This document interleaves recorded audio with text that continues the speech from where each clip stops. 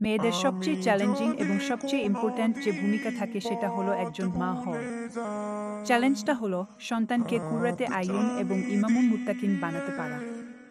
সন্তানকে মানুষ বানানো বলতে আমরা বুঝি তাকে উচ্চশিক্ষায় শিক্ষিত করে তোলা, ভালো ম্যানার্স শেখানো ইত্যাদি।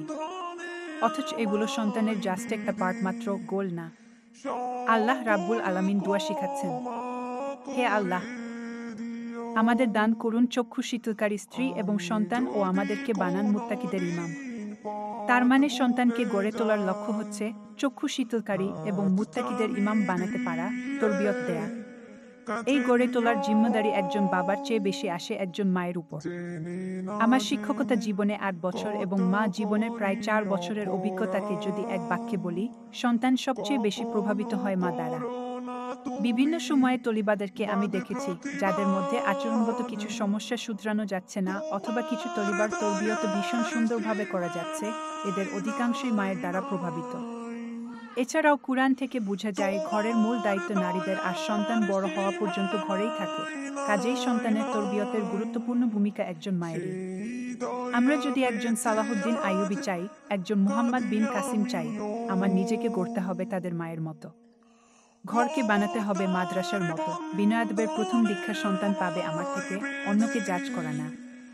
আজকাল কোনো প্রতিষ্ঠানে সন্তানকে দিলে অথবা কোনো উস্তায়ের কাছে সন্তানকে পড়াতে দিলে আমরা সন্তানের সামনেই প্রতিষ্ঠান উস্তায়ের আলোচনা সমালোচনা করি, বুঝে অথবা না বুঝে। যারা জেনে শুনে করেন তারা যুক্তি দেখান সন্তানকে আমি সঠিকটা শেখাচ্ছি, অথচ সন্তান কিন্তু অন্যকে জাজ করা শিখছে, নিজের দিকে তাকানোর আগে অন্যের দিকে তাকানোটা শিখছে। আমি যদি ইউটিউবার শাইখ চাই, গুগল বা ফেসবুক ট্রেন্ডিংয়ে থাকা সন্তান চাই, আমাকে হতে হবে মোবাইল ডিভাইস নিয়ে পড়ে থাকা জড়বস্তু। আজকাল আমরা তাই হচ্ছি। ইভেন সন্তানকেও ভালো জিনিস দেওয়ার নাম করে মোবাইল চালাচ্ছি। ভবিষ্যৎ আমাদের দিকে সন্তানকে ডিভাইস খোর, এটেনশন খোর হিসেবে যেন ফিরিয়ে না দেয়। আমরা মেয়েরা আবেগটাকে বড় বেশি প্রশ্রয় দেই, এটা তেমন মন্দ নয় যদি আবেগের গতিপথ নির্ধারিত থাকে। কিছু আবেগ অন্ধকারে আলো জ্বালায় আর কিছু আবেগ প্রজ্বলিত আলো নিভিয়ে দেয়। কাজেই আবেগের গতিপথ নির্ধারণ করা বড় জরুরি। একজন মা হওয়ার যে যুদ্ধ, সে যুদ্ধ চলতে থাকে মৃত্যু অবধি।